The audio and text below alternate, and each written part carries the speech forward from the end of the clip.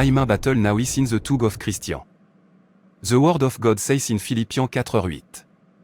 Finally, brothers and sisters, whatever is true, whatever is noble, whatever is right, whatever is pure, whatever is lovely, whatever is admirable, if anything is excellent or praiseworthy, think about such things.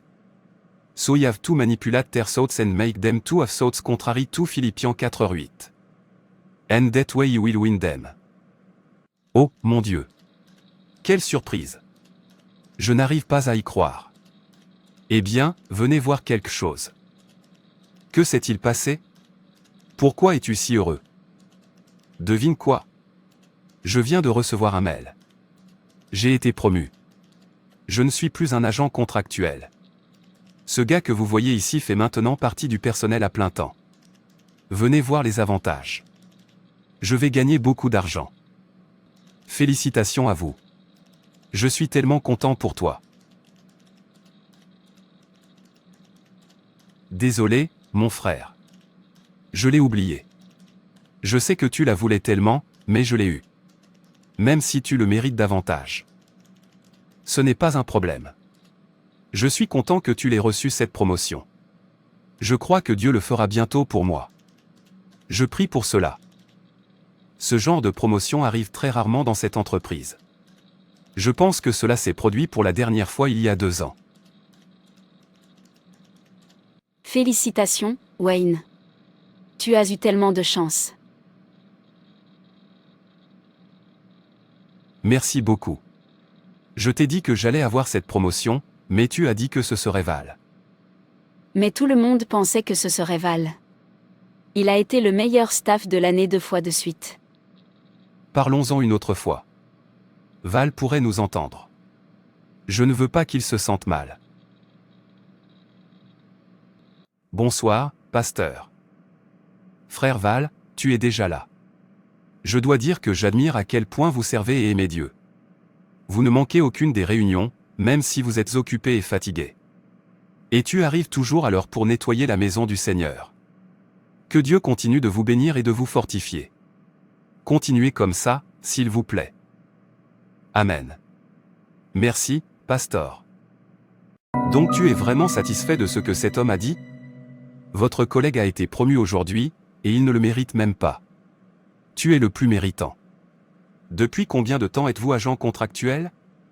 8 bonnes années. Et vous avez été le meilleur staff de l'année 2 fois de suite. Pourtant, tu n'as pas été promu. Tu vois ça? Votre ami et collègue qui a été promu. Il ne va même pas à l'église. Il ne paie même pas la dîme. Mais toi tes users Dieu, tu paies tes dîmes et offrandes.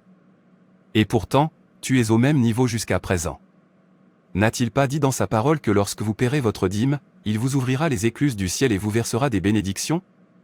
Pourquoi votre propre cas est-il différent? Pourquoi es-tu en bas et non en haut?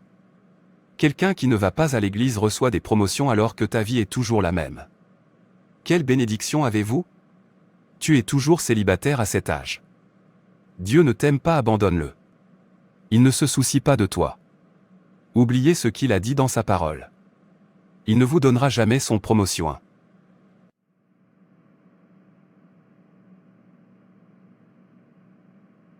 Préval le pasteur a dit que tu devrais conduire la prière d'ouverture. Il est un peu occupé avec quelqu'un mais il sera bientôt là. Je pense qu'une autre personne devrait le remplacer. Je vais partir maintenant car je ne me sens pas très bien. Oh, je suis vraiment désolé. Bon rétablissement.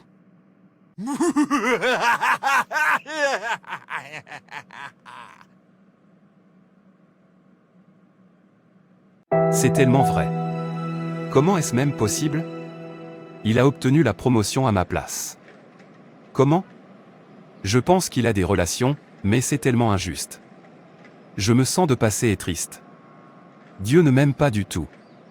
Ça ne sert à rien de travailler pour lui. Et je suis au centre des ragots au travail. Tout le monde obtient des avantages sauf moi. Je devrais arrêter de consacrer autant de temps à Dieu. C'est ça, tu ne devrais pas le servir car il t'a abandonné. Arrête d'être aussi stupide. Tu n'as pas besoin d'aller régulièrement à l'église. Ne lui donnez plus avec vos dîmes et vos offrandes. Je ne suis donc même pas le préféré de Dieu. Est-il un Dieu partial? Oui, il est partial. N'a-t-il pas accordé cette promotion au moins méritant? Ce n'est pas mercredi aujourd'hui? Pourquoi es-tu toujours au bureau à cette heure-ci? Ne devriez-vous pas aller à l'église pour votre service de mercredi soir? J'ai beaucoup de travail à faire. Je vais y assister une autre fois. Ce n'est pas le Val que je connais. Je m'en souviens il y a quelques mois, tu avais failli démissionner quand le directeur t'avait dit de manquer l'église. Parce qu'il y avait beaucoup de travail à faire ici au bureau. Pourquoi ce changement soudain? Tu ne manques jamais à tes réunions d'église. Rien, je ne me sens pas juste trop bien. Es-tu en colère parce que Wayne a obtenu la promotion à ta place? Ne t'inquiète pas pour ça. Tout le monde sait que tu méritais le plus ce poste, et nous avons tous été choqués qu'il l'ait obtenu. Je pense que je connais maintenant la raison pour laquelle ils le lui ont donné. Pourquoi? Je veux aussi savoir. Ils avaient juste peur que ta foi chrétienne soit un blocage pour eux lors de certaines transactions floues. Parce que RCE que vous êtes un enfant de Dieu né de nouveau. Ils préfèrent des gens qui peuvent les faciliter la tâche lors de certaines malversations. Vraiment maintenant moi aussi je peux faire tout ce que l'entreprise me demande. Vraiment? Ne dis pas une chose pareille. Ce n'est pas le Val que je connais. Maintenant, vas-y et dites-lui que vous ferez tout pour devenir membre du personnel à plein temps. Dites-lui que vous ne vous souciez plus de Dieu puisqu'il ne vous aime pas. Vous pouvez les aider à blanchir de l'argent. Vous allez accepter des pots de vin pour l'entreprise. Dites-lui que vous n'êtes plus un garçon d'église, mais que vous êtes prêt à tout pour l'entreprise. Comment puis-je t'aider? Êtes-vous toujours en colère à propos de cette promotion? Oui, monsieur. Je veux que tu saches que je ferai tout pour être promu. J'ai entendu dire que tu avais peur à cause de mon statut de personne née de nouveau. Ne t'inquiète pas pour ça. Je ferai n'importe quoi. Vraiment? Et qui t'a dit ça? Ce n'était pas vraiment une question de statut de chrétien ou pas. J'aime même le fait que nous ayons quelqu'un comme vous ici. Je dois dire que je suis vraiment déçu. Pourquoi? N'est-ce pas ce que tu veux? En fait, je voulais quelque chose de mieux pour toi. Mais je ne suis pas censé te dire ça. Nous prévoyons d'ouvrir une succursale au Canada dans quelques mois, et nous voulions vous y envoyer en tant que directeur, ce qui ferait automatiquement de vous un employé à plein temps.